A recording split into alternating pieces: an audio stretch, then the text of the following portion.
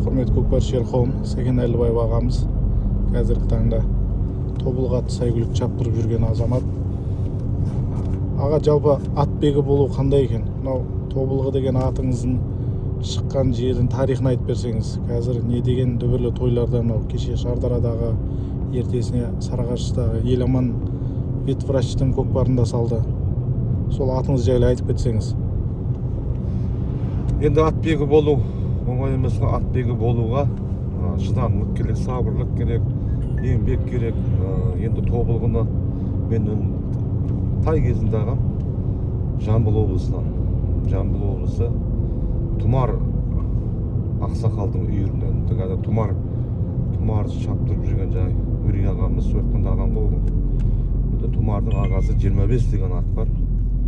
Сол 25-тің балдары ол.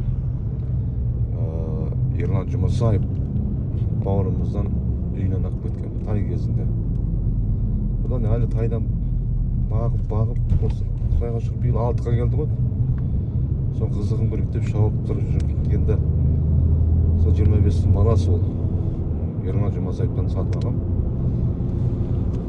Енді атбегі болу, еңбек, не деген, мысалы тойларда атын салып батса, бұл жалпы атбегілер құрметтеуіміз керек. Жалпы атбегілерді жаңағы шабандоздан бұрын сол кісілерді биікке қою керек те негізі. Мысалы аттарын апарат тарап, қанша қарайды оған.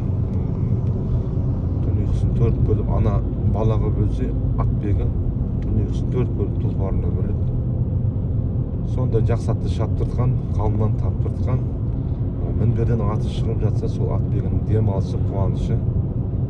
Сондай оңай емес атбегі болу да, шаптыртып үлкен жиындарды жарату да нағыз атбегі деп ойлаймын. Көп қой қазір атбегілер. Анау, мен бір сөзім бар ғой, өзім киініп жемесем де атыма шөппен жем алам, атымды сипап тарасам, бойыма қуат ем алам. Осындай үлкен тойда атым салып, бір салса, рахаттанып дем алам деп. Үлкен тойда атым бір салса, екі салса, дем алады екенсінде жақсы екен. Айтқанда әрі атбегі көкпарларда салып дем алып жүрсін. Атбегіне шындап келгенде 3 рахат бар, 3 рахат. Бір рахаты баптаған атын тарап, сұлулап, көкпарда мініп жүрсе бір рахат. Екінші рахаты жаңа мінберден аты шығып атса, пәленшенің аты пәленше салды деген сөз ана микрофоннан естілген кезде сөз бір әдемі атбегіге бір рахат демалыс қой.